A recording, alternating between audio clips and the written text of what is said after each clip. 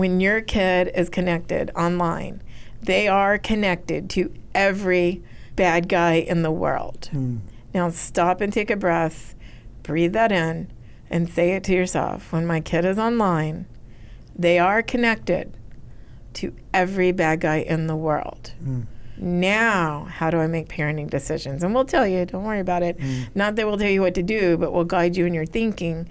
Because if you don't start from my kid's a revenue stream, or worse, and they're connected to every bad guy in the world, now look at your kid and your parenting decisions.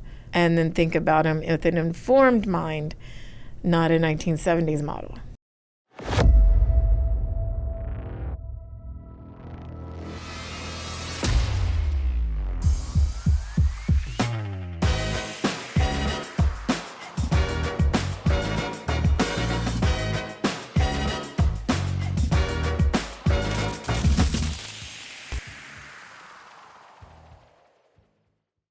Hello and welcome back to The Movement, a podcast to resource, empower and develop leaders in the fight against human trafficking. Welcome to 2026. We are going to try something a bit different because we have so much interest in how do you protect children. So we have a guest returning, Dottie Laster. Thanks for coming. Hi, it's good to be here again. And we are going to cover in a multiple series, how do you protect your children? How do you know what's going on? That's kind of the goal. So if you want to learn more about Dottie, we have an episode which you were in already earlier. And so I'm going to open with a common misperception is that what you're trying to protect your kids from is someone grabbing them being taken by some stranger. And grooming is less understood. What is the norm? Grooming is a process. And the first thing I wish parents could, it's so hard, but I need them to understand your child is a revenue stream for a bad guy. That's a stretch. It is. I mean, we don't see our kids that way. I see them as worth more than money. Yeah. But when they are connected to the outside world in so many ways, they're not safe. And so I'm asking parents to consider not the way they see their kids, but consider how nefarious people see their children. And you need to shut down those opportunities for them to be a revenue stream or other desires that bad people have. Because when they're not right in your sight, under your complete control, they're engaged with the outside world. And so we'll go through the layers of how that happens. The perception people have is they agree that yes, when my kid is in the outside world, but they perceive stranger danger, which is how most of us were trained. And that's no longer the case. Is that accurate? Correct. You know, that was effective because people don't really drive up in a van and kidnap kids anymore. It could happen, but it's very rare. I think that's what most people don't understand is that it's an old model for these people. I think 1970s, things like the words runaway and the napper vans and the, pervert on the corner that just grabs them and you never see them again. Sadly, those things did happen, but bad guys evolve and opportunities evolve for them to not get caught. And so that's why we need to kind of update this knowledge that parents can make really informed decisions. When kids are being groomed, you describe that process. What does that look like for a parent? Well, a parent might not really see it. And that's why we're here today, to help you be able to see it. It doesn't scream, my kid's in trouble. It's very subtle. And if we start with how they could be approached, the most common thing I see is they've been approached online. They've been groomed through some sort of portal, which could be video games, their phone, texting. Anywhere there's two-way conversation, videos or images can be exchanged. So that's limitless. So anytime your kid is connected to the internet, again, I'd like parents to reframe their thought process here, because I never want them to need to call me. Yeah. And this is why I'm saying this. You will need to call me if you don't retrain your brain on this. So when your kid is connected online, they are connected to every bad guy in the world. Now stop and take a breath, breathe that in, and say it to yourself. When my kid is online, they are connected to every bad guy in the world. Now, how do I make parenting decisions? And we'll tell you, don't worry about it. Not that we'll tell you what to do, but we'll guide you in your thinking. Because if you don't start from my kid's a revenue stream or worse, and they're connected to every bad guy in the world, now look at your kid and your parenting decisions. And then think about them with an informed mind, not a 1970s model. On the journey before the kid is missing, are there telltale signs? Yes. And here's where it's a little difficult. Some parents might go, it's regular teenage angst. And I wouldn't be a teenager again, would you? No, I please. mean, no. This is a tough time for all of us to go through. So bless you parents that have teens and young adults, because it's a rocky road. If everything's perfect, it's like your body's just spasming on every day. So yes, there's that. But what's different? Yeah. And we'll talk about what's different. The first thing is you will see them isolated in place. Okay. What is that? That is, my kid is right there, but I don't know where they are. Their brain is not here. Someone's controlling it, and I don't know who it is. Now, parents don't often understand that, but that's what's happening. They're like, my kid is so angry, and I don't know why. Let me tell you, when I was a teenager and I was mad at either one of my parents, they knew why. I was like really clear about what they had failed in my world to produce or let me do, or it wasn't a secret. Yeah. That's teenage angst. When you're trying to, battle the rules and learn who you are. Pushing against the walls. You feel them pushing against the walls. I'm a grown-up at 14. My gosh, why can't I drive this car? Well, the difference is a parent isn't going to know why they're mad, but they're seething angry. Yeah, I've heard that. I've heard it's almost like a switch that suddenly this behavior comes out. And honestly, my teen years, it felt like a switch. But there's something different about it that you can't place. Like there is some conversation, there is some connection, whereas there's a level of secrecy. Is that accurate? It's the secrecy that makes you not know why they're mad. Yeah. And that's from the grooming. Also, you're going to start to see them drop off and have conflicts with their best friends. They're going to give up sports. Grades are going to drop.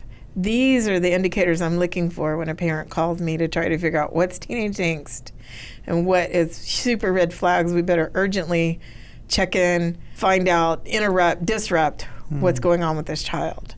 So, I'm mad and I know why, because you wouldn't let me go out on that date with that, Mr. Bad Guy that I'm in love with that's, 1 year older than me.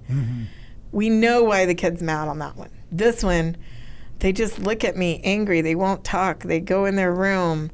They're fighting with their friend. They're mad at their teacher, their favorite teacher. They don't want to do their favorite sport since they've done since they were 8. Now I can't even get them to pick up, whatever that is. They won't even go to practice. Little bit different. So the next thing is they will have a change in diet. It's not 100%, but a lot of times. Well, I'd say what you've described so far could also not be 100%, but that's okay. These are leading indicators. Yeah, if you're starting to get 3, 4, 5 of these are things you need to realize, I've got something a little more going on. So I always look for a change in diet because the groomer needs them to drop protein, sleep, and all their connections, their social connections. Protein, sleep, explain that. So we talked about the social connections. Along simultaneously, they're going to be chatting with them constantly and probably in the middle of the night. So they're going to disrupt their sleep. Really important to rewiring someone's brain. You're saying like similar to how cults do, sleep deprivation allows you to manipulate someone. Their barriers come down. Is that what you're describing? It is. And just think about yourself. Go 3 days without sleep. I try. Should you drive a car? Probably not. I know I shouldn't. No, but it makes sense. Yeah, your cognitive powers are being weakened. Yeah. Yeah. So you've got the isolation that starts and it builds. Yeah. You get kind of a growing isolation. Embedded in that is going to be some sleep deprivation, most likely. Yeah.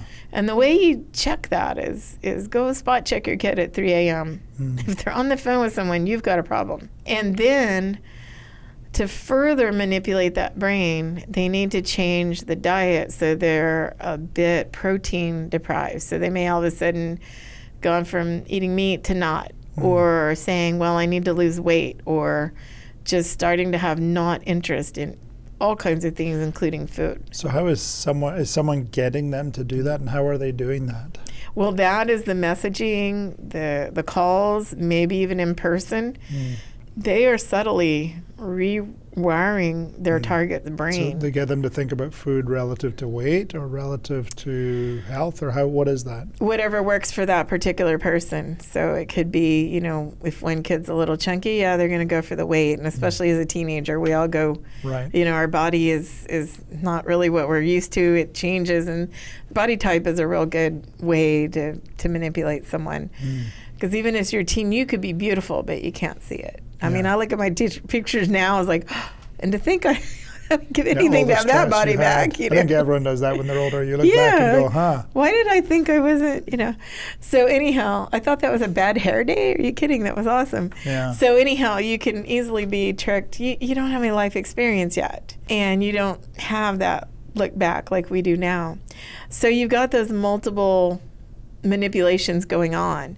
Now the thing is, the target doesn't know. The target thinks the best thing is happening in their life. They're trying to reach some goal or someone's encouraging and motivating. Only this person can give to them. Wow. And I'll give you a quick example. And I think this person's an adult now, and they won't know I'm talking about them, but I think they'd even look back and go, man, I was silly. But they were just 18 years old for 5 minutes. Like literally brand new 18-year-old, telling their mom, I'm 18, haven't paid a mortgage, haven't paid off a car, probably hadn't had a job yet, but I'm 18. Okay, so imagine that mindset when you're 18. You don't know anything, but you think, I've got the world. I just earned it by and years. bad guys love this. Oh. It's such a good time to exploit a kid.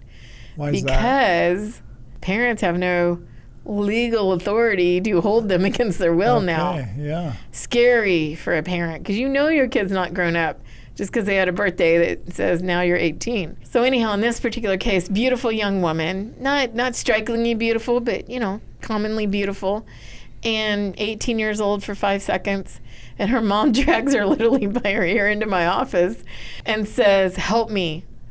She's met someone and she thinks they're going to get her on the movie Baywatch. And I'm like, you and half of Hollywood. I mean, I lived in Hollywood. I've seen the cattle calls. Literally, It's not an exaggeration.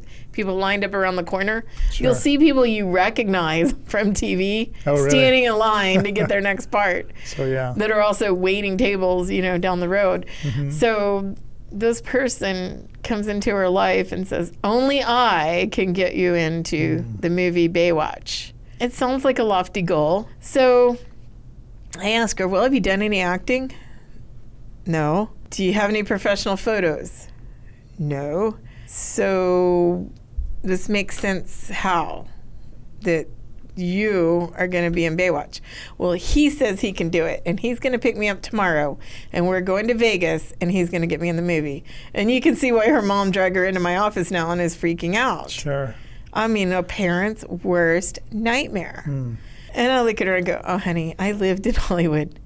I know, I have a personal connection with the biggest agency. There's 2 main agencies. I know one of them. Let me get you a phone call.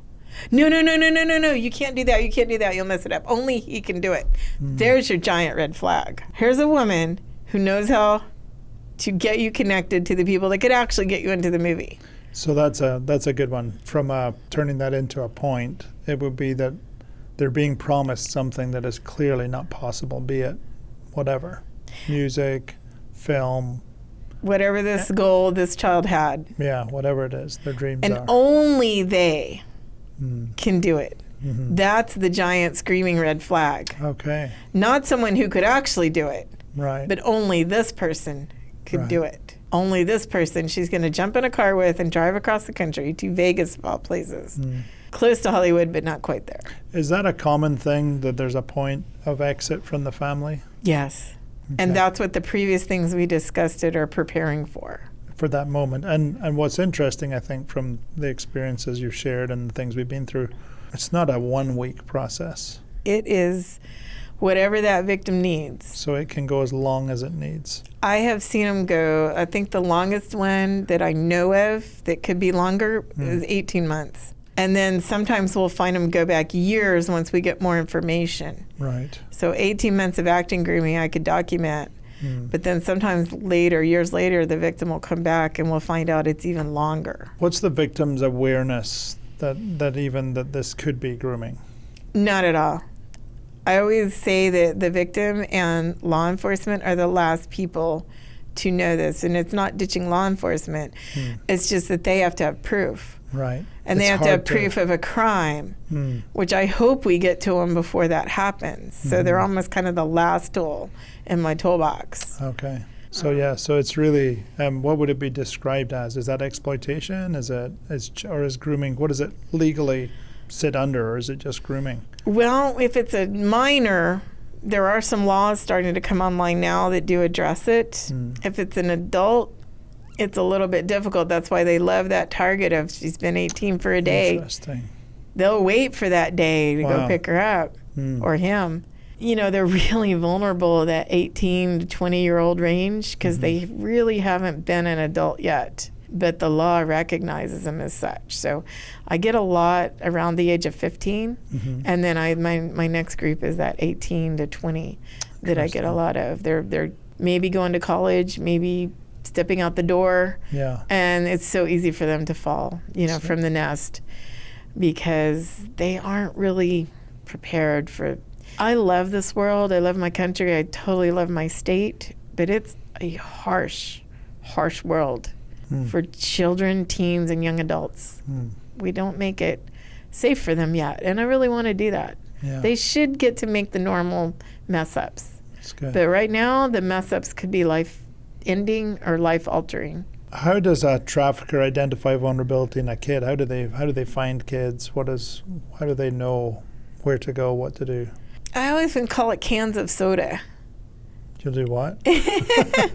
So how soda is marketed. I mean, my favorite's Dr. Pepper. Yeah. My husband likes Coke. Yeah. They're all just sugar and water, but, I think of Coke with polar bears and Christmas, and I think of Dr. Pepper back when I first learned it. Mark Harmon was the Dr. Pepper guy, and, they have these marketing schemes. Mountain Dew is this beautiful winter scenes. The groomers, the traffickers, the end product, they're just cans of soda. It's all exploitation and manipulation, but it dresses itself up in different ways. Sometimes it could be a coach that lets them play when no one else gets to, a coach that befriends them, that tucks up their skills, that isolates them from the team, but no one really sees it because they're the star player. Sometimes it could be, we see a lot of teachers that are getting arrested, it seems like lately. I don't know if that's something new happening or just awareness is easier to, share now. Harder to see, maybe, yeah. So I know when I went to school, there were teachers messing with kids, and I didn't know to tell anyone, because who would I tell? It was kind of accepted. It wasn't okay. I mean, today's Dottie would have had that fixed in a second. Yeah. But I remember when I was in high school, a dad came down and beat up one of the teachers that was a coach because he messed with his daughter. It's not a new thing. I think just the acknowledgement of it is new, and the sentencing is new. That guy should have gone to jail, but he didn't. So it could be anybody. Usually authority with kids is powerful. Access, authority, some sort of way to get some favor to them. So then those are kind of the in-person ways. And it could go on from every role of authority, families. One thing, family, let me stop on family just a minute. I love family. I have family. My husband has family. I've helped many families. So I'm speaking from my experiences. There's a pedophile in your family, and if you don't know it, you're in danger. Somebody. I'm not saying your immediate family. Right. But someone. And, I took that theory and applied it to myself, and both my husband and my side, I can identify that theory is pretty true. There's even a conviction on one. So unless you get a conviction, you don't know. So I'm asking you, parents, just consider. And the things I look for there are, who is paying a little too much attention to the younger kids? Not that attention isn't great. We all do. We love our family. Right. Who's maneuvering? Who's manipulating? Who's not loving kids, but in love with children? It's a difference, right? Can you imagine who's getting a little blush in their cheeks, and their pupils are reacting, and they're a little more animated? It's so unthinkable. It is. And that's why I'm saying it now. You must. If you haven't figured out who it is, you're not paying attention. Wow. So just pay attention and then prove me wrong. I would love that. Go, hey, Dottie, 100 families, not one there. Good to go. That's okay. Because either way, you paid attention to who's around your children. Right. Have that mindset. Who's just not making sense with their attention and time and their animatedness around the children. We've had people who've gone through familial trafficking as well, which is helpful for people just to hear. It's hard. I think it's one of the harder subjects where people almost don't want to hear it. Oh, it's a knife to the heart, the soul of the family. And I'm talking about both. There could be a pedophile and or there could be traffickers. Either way, damage is lifelong. So don't discount. Thinking it's possible. Yeah. My son has children, and I'm like, no babysitting. Grandparents only. They're in starting to get into classes and stuff, and man, Grandma's evil eye is looking at everyone. Yeah. Who's looking at my kid? And make sure mom is there witnessing all the classes. Yeah. Not that, drop them off and we'll come back later. Yeah. It's not hard. Until life is they're busy. About 30, Yeah. Then we can just drop them off and they'll be okay. I mean, and there is that helicopter parenting thing kind of going on, but it's not knowing what to look for as opposed to being there all the time, right? Correct. So it's a balance, but let me tell you, you don't want the life-altering experience for any of your children. So err on the side of too cautious, not cautious enough. What about relationship and conversation with the kids? That progresses through their development. Okay. And it's really important for them to know a couple things, probably 1,000 things, but let's just narrow it down a little, that they are loved no matter what. And I know every parent probably believes that. The things I see that keep them from talking are lies. So you need to say somehow, I don't want you to lie to me. However, if you've had to or you did, you always have a grace period to tell me. I found that helps me talk with victims more than anything. If I can say, it's okay if you lied to me. I think no less of you. Don't lie in court. Don't lie to police. I'll get you in trouble. But I'll give you a pass and let's work through it. I'm not going to be mad about the lie. Yeah. Especially someone that's been groomed, manipulated, exploited. Yeah. That's helpful. Now, my kid was lying just to get some extra candy or something. There's going to be a little consequence. But when someone has manipulated them, that lie, I understand. And we're going to get through it. Another thing is that, a parent may say, if everyone hurt my kid, I would go and kill them. That will keep a kid from talking too. Isn't that something? I hear it with dads. I hear my daughter's developing and I need to get a gun. And I usually say, the gun is a relationship with your daughter. Where she's not exposed. It's not you waiting till some dude turns up.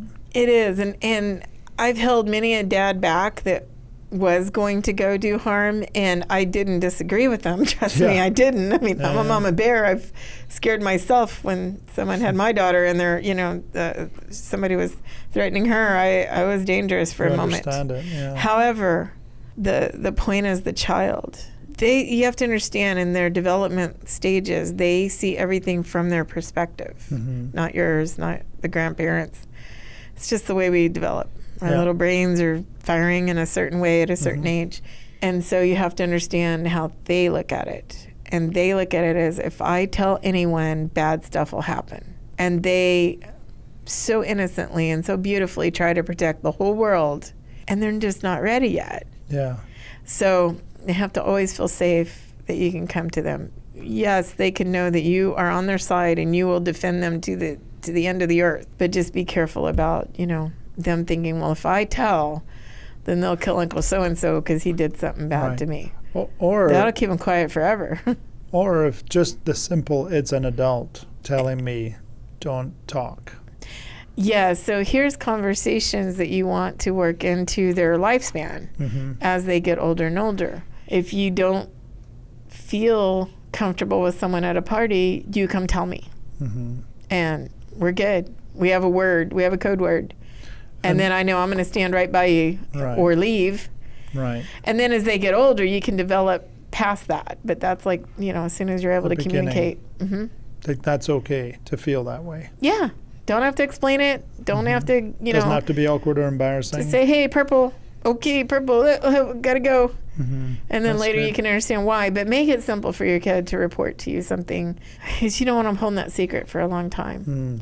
And then as they're starting to get, if I had it my way, no child would be on the internet. Yeah. But we didn't think about that as a society. We No. just go, yep, here you go. Yeah. And we put it in the schools, the libraries. My car emails me when it's time to change the oil. Yeah.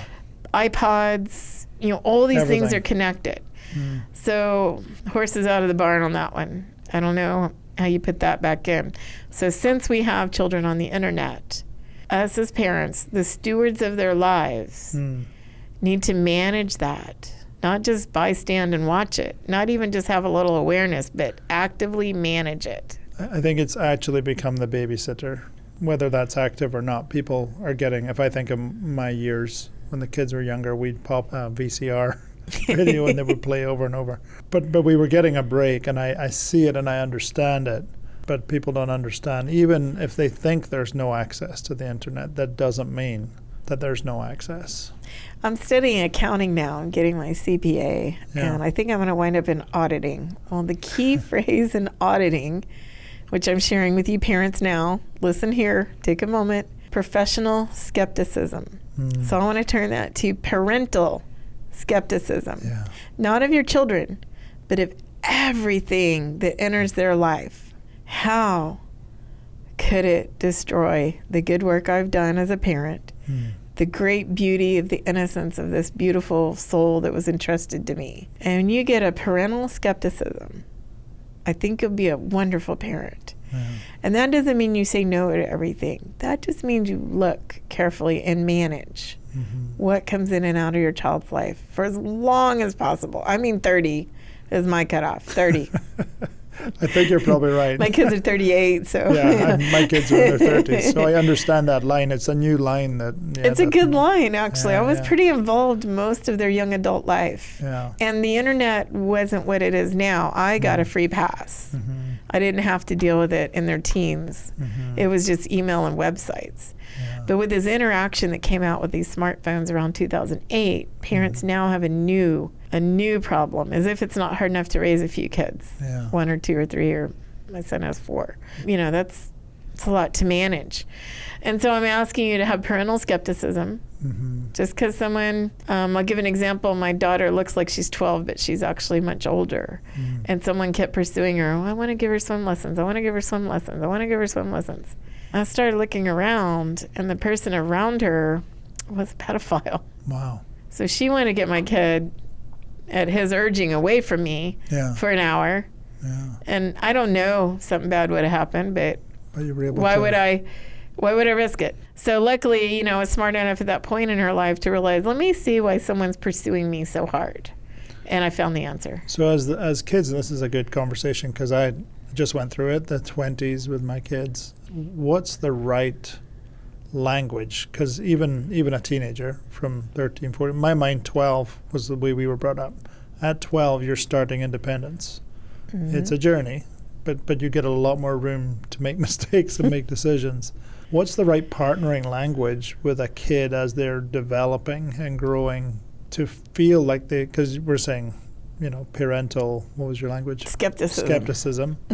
But self-skepticism, because that's the reality is when you pass that 18-year-old, how are you become a skeptic and yet not just lock yourself away from society? So what's the right language and conversation? I like to speak to teens, young adults, someone who's in my office because they've been targeted or exploited. I go, one of the lessons I want you to learn here, and I hope you could learn it now before you get to my office, why is someone being nice to you? It's not that they can't be. Goodness knows I have a world full of nice people. But why? Back to that example of the swimming. I looked at why was this person singling me out of a whole crowd at church and wanted my kid to go swimming. Right. And I found the answer. So she was perfect. She's an adult, but she looks young. She could be. That's hard. That's a hard. She's disabled, so she looks, young. Yeah. So that was a target. Yeah.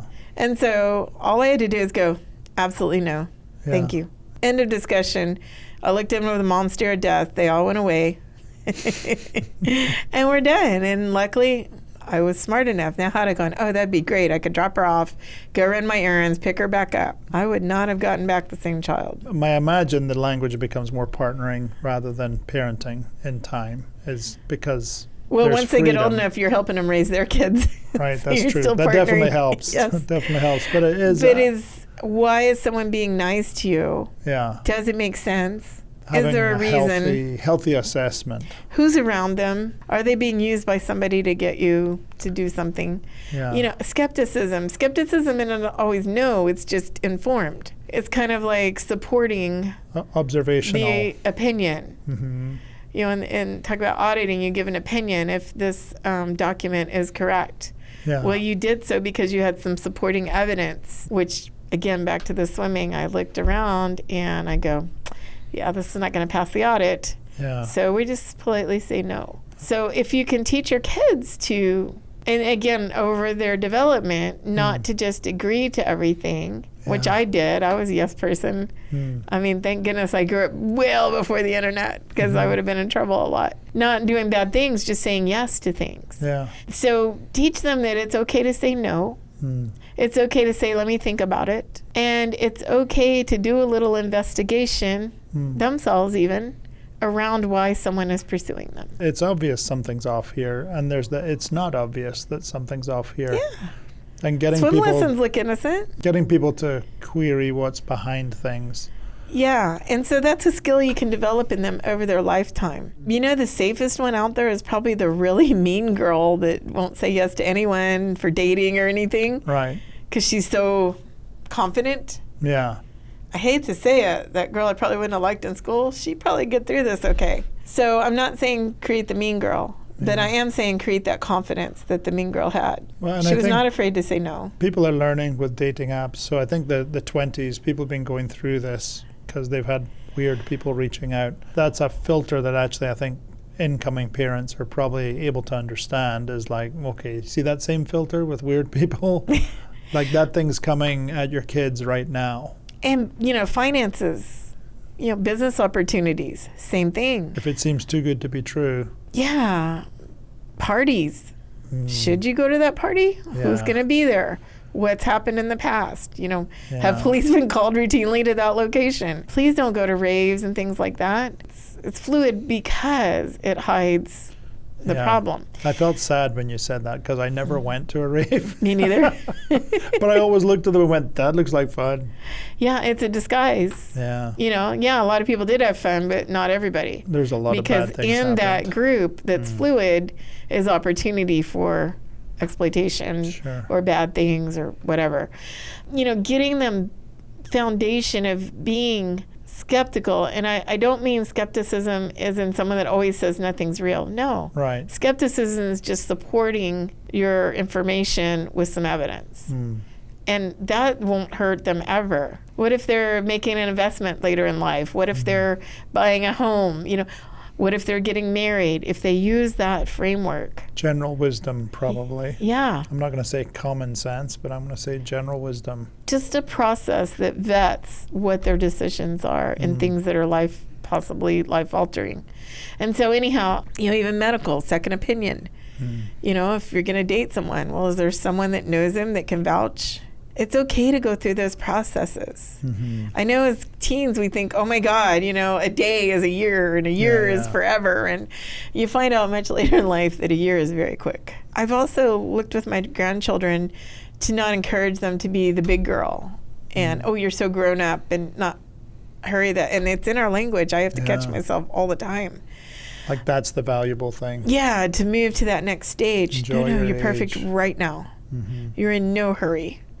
No hurry. So again, developing their psyche to be able to question things, to be able to say no or let me think about it, and then to understand that they have their beautiful life ahead of them. They don't have to hurry through the stages. I think bad guys really prey on them. I'm 18 today. Yay, I've got the whole, you know. Right. No. Freedom. You know, you had a birthday and you still have so much coming that's so beautiful. Yeah. And so let them take those stages in order as they come, not in a hurried pace, not in a rewarding, like me, I was driving when I was 13. I lived out on a farm, so it was Right. common. But everyone thought I was cool because I could drive when I was too young. Yeah. Well, I shouldn't have been driving. I was driving 100 miles an hour sometimes. Yeah. No one in the car, no cars around me. I would never get caught. Use. It's a comparison to the internet. Yeah. No one should have given me keys to a car at that stupid age. Yeah. If I knew me now, I'd spank my honey. Yeah, I can't even imagine having the internet at that age, but we have to think that way. Don't hand them the car keys to the internet. Manage it. Stages, control it, develop their wisdom and their life experience before you put them in that car at 13 and let them drive 100 miles an hour. Luckily, I survived, but put that idea on your internet. Yeah, I love it. They don't all make it. So many cases, they don't survive. Yeah. It's not just, I'm going to have a troubled kid. So please don't hand them the keys. And when I did properly learn to drive, someone was in the car with me. You need to be in the internet with your children. That's a good parallel. It's so important. When cars first came out, they let children drive, and they put driver's licenses and ages in because children were dying. It's the same as the internet. So don't just hand the keys over. Get in the internet with them. Do it in stages. It's something you must manage, use skepticism, and control it. And by the time they are out of your control, I hope you've built the framework we discussed so that they can make good decisions. But when someone's being groomed, they don't know it. Yeah. You have to find it. You are responsible for your child. With that, we'll wrap this show. There'll be another one that we'll start in a few minutes. Your homework is... What is the homework? Where's your kid on the internet? Where's your kid on the internet? Are you on there with them? Both knowing and unknowing to them. Yeah. You know, it kind of helps if they don't know everything you do. Yeah. My son thinks I was psychic and all kinds of other things. I just had really good spies. Yeah. Only now that he has children do I give up my secrets. Right. You know, that's your homework. Get on the internet with your children in some way. See what they're doing. Don't just hand them the keys. Take the keys back. Look for the signs. Be close to your kids. Yes. Are they getting isolated? Are they texting and communicating at 3 a.m.? How's their grades doing? How are they doing at school? Check in with their teachers. It's good. And the name of your book? 55 Things Parents and Grandparents Should Know. Okay, so we're going to try and do 6 things. 55 is a lot, but that's available where? On dottieLaster.com, that's DOTTIELASTER.com, or traffickingvictimrescuecentral.org. Perfect. Thank you, and thank you for watching, and we will be having another show in a few minutes for us, and it could be a few minutes for you, or you can watch later, but thanks for watching, and we'll see you next time.